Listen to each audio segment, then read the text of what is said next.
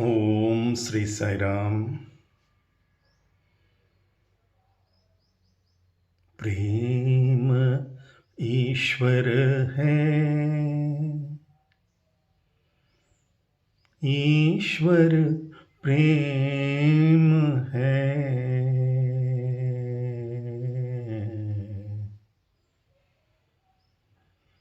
प्रेम ईश्वर है,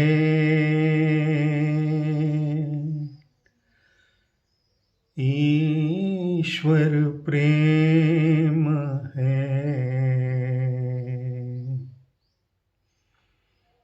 हर धड़कन में साई समा है, ईश्वर प्रेम है।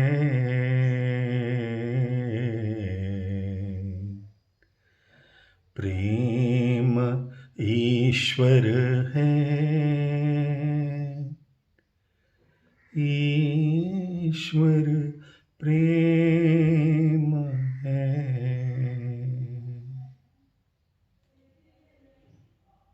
ओम Shri Sai Ram.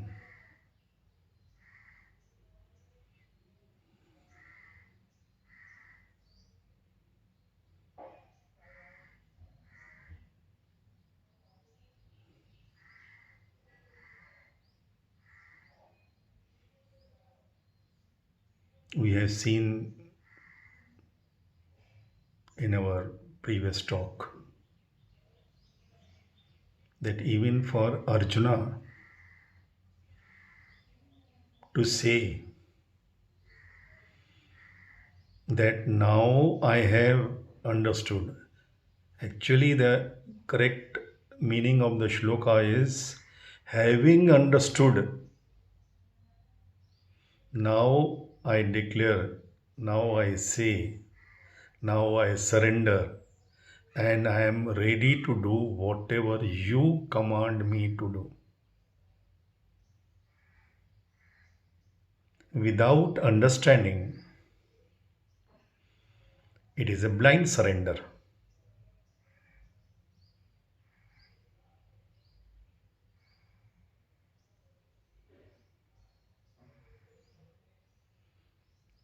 The faith begins with an open eyes, with the trust.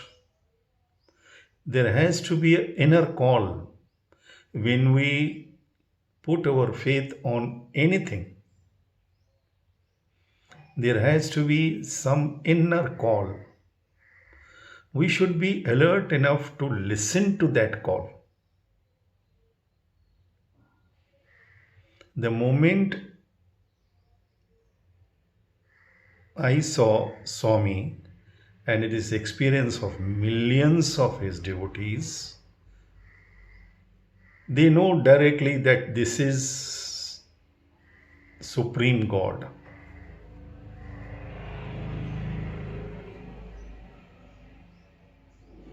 There are many enlightened souls in every section of society, be it scientists, be it top musicians, singers, artists, big businessmen, big executives, big politicians, even big bureaucrats. As Krishna has declared in Bhagavad Gita, that I am Himalayas amongst the mountains. All Swami's devotees who had direct experience of Swami, most of them have achieved excellence in their respective fields.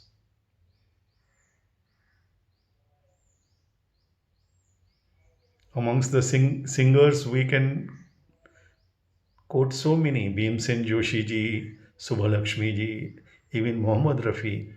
He sang for Swami in Satyadeep, one to one, only for Swami for 45 minutes. All. That great sitar vadan Pandit Ravi Shankar, Any field, cricketers, Sachin, Gavaskar, any field, even cricketers from Pakistan, from international. Swami had an international match for boys. They wanted to see cricket live. Swami asked Madan Lal to arrange 95 India versus rest of the world. Official cricket was arranged in Swami's open stadium. And I suppose this was the only time that there was no ticket to watch that cricket. Unprecedented crowd.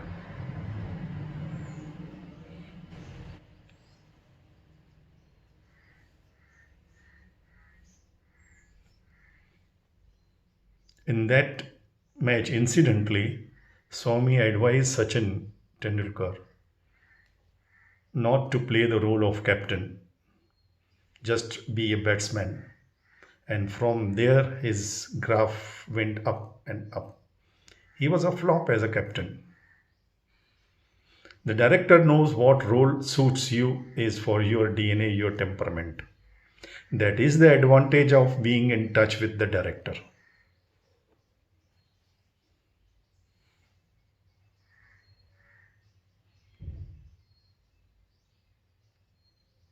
Actually, there is no disadvantage at all being in constant touch with the director. It is our foolish mind. It has fear that it will lose its existence, its power, our control over us. But even that foolish mind can be convinced that when we are in touch with the director, with the highest authority, our mind gets enlightened, it gets uplifted, our own mind.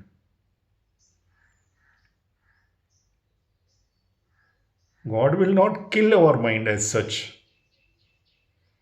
It enlightens because man without mind is mindless, isn't it? How would God suggest that? We have all wrong conceptions about God and His spirituality. That is why the avatar has come. Even we misinterpret the Shastras and Vedas. They are voice of God. But we do not know how to, because over the centuries, the truth has been compromised for so long. The religion and the spirituality have become commodity for marketing. Calculating minds will do business out of Christ. They would crucify him when he is alive, but once he is crucified, these very people will do business out of his crucifixion. That is calculating mind. And once you do business out of God and His spirituality and religion, then you lose the sanctity of it, the sacredness associated with this. So then people get deluded, they get afraid. They don't want to touch anything. They want to keep self distance. Then they want to, and the mind takes the advantage of that because we are afraid of talking to our highest self. So the lower self, the mind self, the intelligent self, it becomes in charge of everything. Then we are programmed scientific, logic, rationalization. They had their own place. Science has its own role play, no doubt on that. Logic, manchidi. Rational thinking, very nice. But it has some limitations. We should not overestimate the utility of this small knowledges, they are small streams.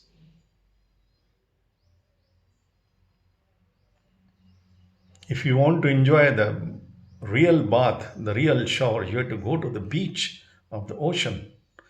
And at the ocean also, Swami says if you just waste your time playing with at the shore of the ocean, you will come back with sand and shells. If you have courage enough and guts enough to dive deep, you will get the pearls. Those who are satisfied playing on the seashore, they will come back after the play with sand and shells on their hands. Worthless. If you want real pearls, you have to dive deep. And this ocean of mercy, of compassion, this is his USP, that it will never let you down. This ocean will in fact uplift you. It will take you to the greater and higher consciousness, greater heights of awareness.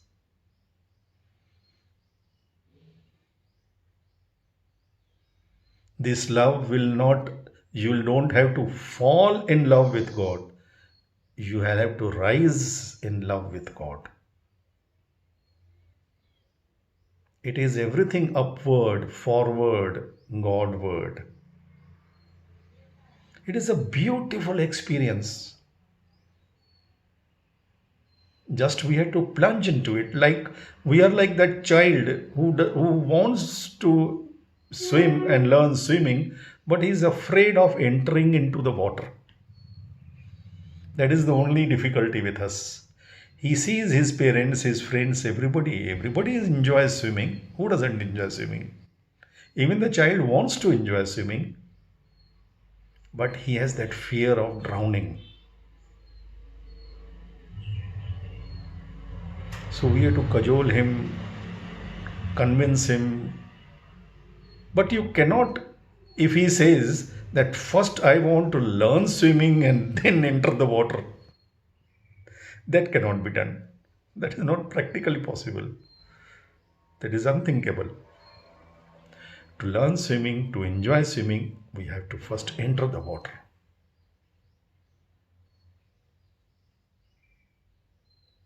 And the volume of the water has capacity to uplift you.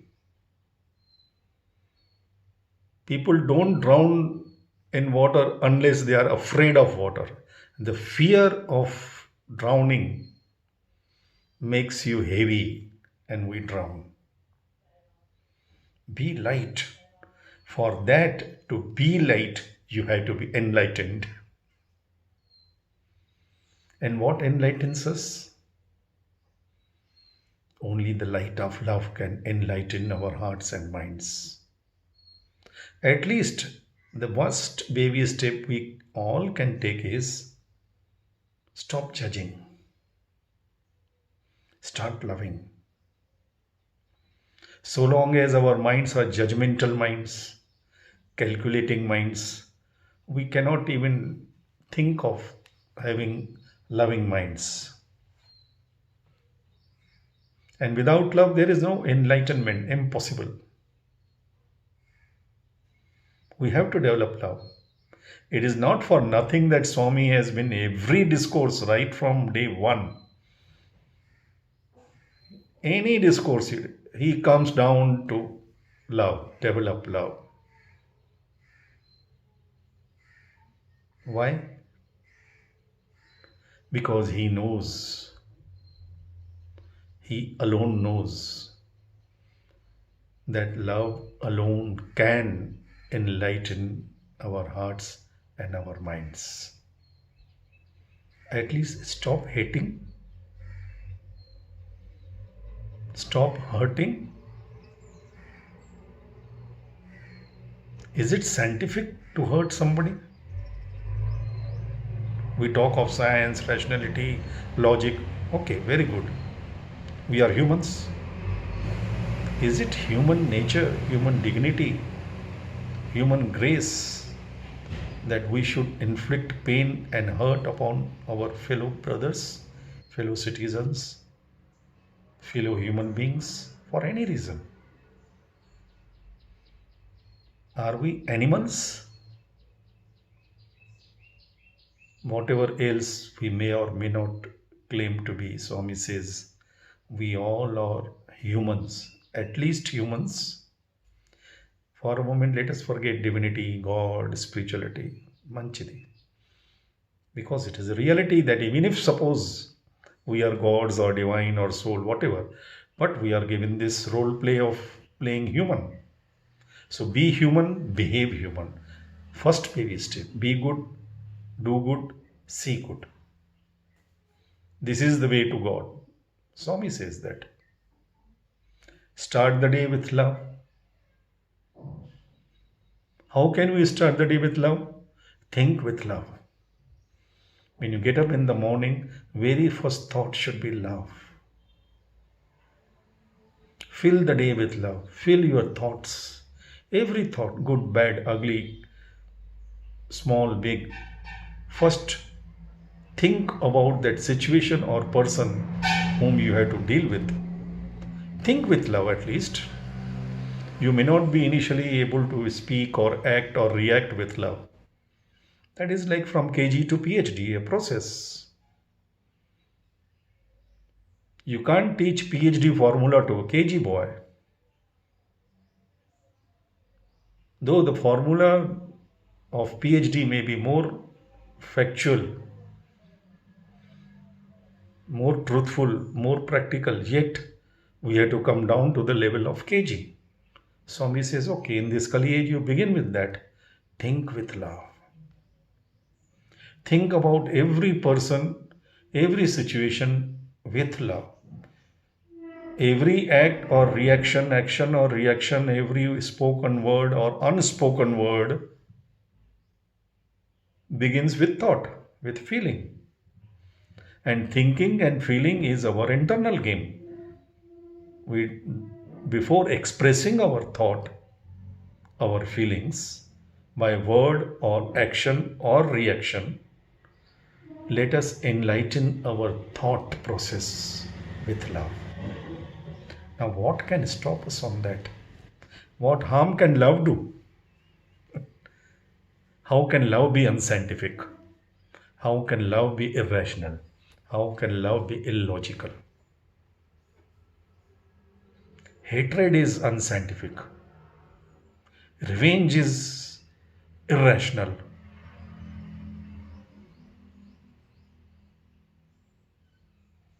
Hurting is absolutely illogical. And yet we call ourselves what not. Let us accept the fact. First common sense, next divine sense. Think with love. And once your buddhi is enlightened, dhiyo yohana prachodayat, enlighten my intelligence. When your buddhi is enlightened, then you will see the entire situation in its all round, that what Swami calls constant integrated awareness. Love brings awareness. The light of love brings awareness. And awareness is God. Pragyanam Brahma. So you have God on your side. Who doesn't want God to be on his or her side? God actually once told me that everybody prays to me to be on their side. Why can't they be on my side? If you're serious, if you're sincere, that God should be on your side, then God says you have this option. Instead of praying and inviting me and then doubting me, you be on my side. You close your doors, you close your windows, and you want that sunlight to be in your house. You don't want to open your doors and windows. You come on my side. Krishna is where Dharma is. If you come on my side, you will be on side of Dharma. You can't be, even if you are Bhishama, the great, even if you are Karna, the greatest Danvira, noblest person, Karna and Bhishma, Dronacharya, Krupacharya. but you are on the other side of Dharma. You can't enjoy the proximity of Krishna. If you want Krishna to be on your side, you be on side of Krishna.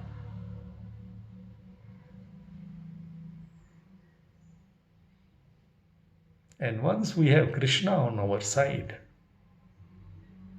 then we get that confidence.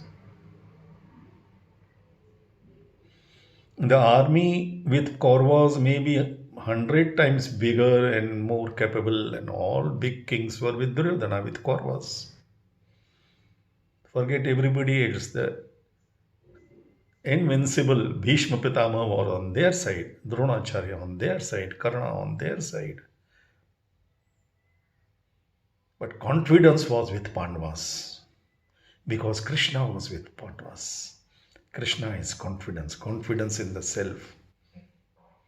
Krishna gives you confidence. Though he is without any weapons, still his presence does everything. We should not pray to God. Imagine, I tell this to my wife very often. If Arjuna had suggested, when Krishna declared, when Arjuna and Duryodhana both went to seek his help, Krishna said, I am giving you options. Me without weapons on one side and my entire army on another side. You choose. And first option he gave to Arjuna, though he came late, because Arjuna sat at his feet. Duryodhana came first, but he sat at the head of God. Ego, arrogance. Arjuna, humility, sitting at his feet. Even if you are late, but if you are humble, God's grace will first fall upon you. So Krishna, when he got up from his pretended sleep, his vision first fell on Arjuna. So first option to Arjuna. What would Arjuna select? Arjuna said, Krishna, if this is the option, then for me you are more than enough. Weapons or no weapons, you be with me. Duryodhana was happy that this fool Arjuna is again being over emotional. That same like our practical, worldly, wise people. I myself have faced that taunts and that ridicule from my own relatives, brothers and friends, in-laws and everybody, because I chose to be with God. Worldly wise people will say he's a fool, he's a madcap. But when your bhakti is enlightened, when your faith is enlightened, then you will not use your logic or rationality. Let me be little personal, give a glimpse of this. In that situation, when I was passing through 3 zeros, my own brothers came from Ulhasnagar, from Mumbai, to convince me that you don't worry, you come with us. We'll be with you. We'll do everything and you'll be free to settle down everything and come back honorably. We were sitting opposite Ganesh gate. There is a Shesasai. We were having a cup of tea, every one of us. I called the tea boy who came to serve us tea. I told him, this is my situation. I have 1 rupee properties and I have to give 25 paisa in market. What should be the wisest step? He said, yes, you should go in cash 1 rupee, give 25 naya paisa and bring 75 naya paisa honorably and be here peacefully with Swami. I said, now you go. Then I told my brothers, what wisdom you are trying to give me, even this tea boy has that wisdom. What is the big deal in that? Anybody would do. Do you think that I don't have that sense? But still knowingly I am not doing that because I have command of Krishna with me. And I know in all humility that he knows better than me. my vision, my cleverness, my wisdom, my practical knowledge. I'm also a businessman. I know it. All my worldly wisdom is this. I can't see beyond even next moment.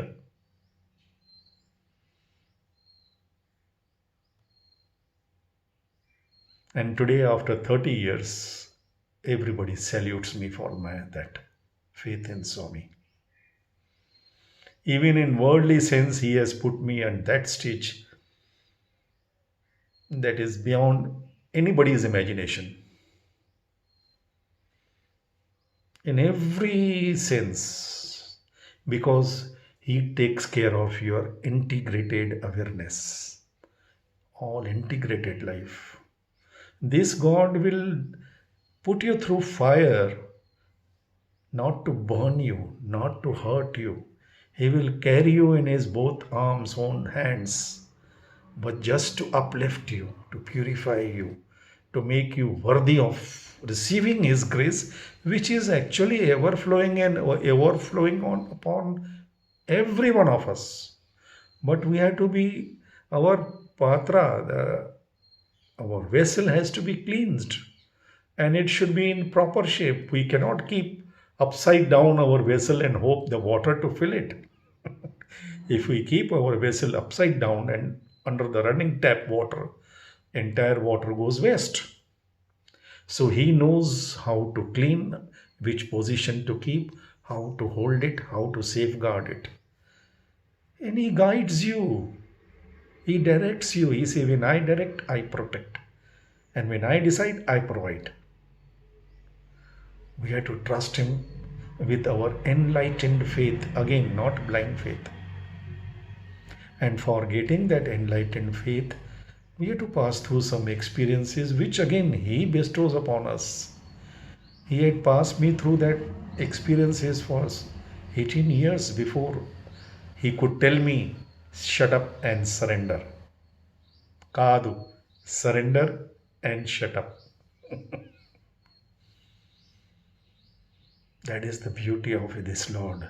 But unenlightened minds cannot truly surrender. They cannot surrender joyfully, effortlessly, completely, because they're calculating minds cannot be enlightened minds, because once you are enlightened mind, then you stop calculating. Why should you calculate? He calculates. And divine calculation is multiplication upon multiplication. As I told that one Sindhi gentleman, he said, if God says, your God says, he said, your God says, he was not a devotee. If your God says you take one step and I will take 100 towards you, then tell your God to take 100 minus 1, 99 step towards me. Why he has to wait for my first step? Logical, Sindhi brain. He was a Sindhi. Swami gave me the answer. It was a unique question. But whenever anybody puts such questions, Swami gives the answer immediately. I said with God there is no plus and minus. It is always multiplication and division. If you take 0 steps, even if God takes million steps, that your 0 multiplied by his million will become 0. That is why the graceful God tells us, take 1 step, and 1 multiplied by his million steps would at least become million. That is the reason God's this merciful Lord cajoles us to take 1 baby step. Stop judging, stop hurting. If you cannot help, don't hurt, don't hate. If you cannot love, stop hating, stop judging. And that love slowly and slowly will blossom into his love. Then his love will enlighten you and bring universal awareness, the constant integrated awareness. Diyo Yona Prachodayat. Jai Sai Ram.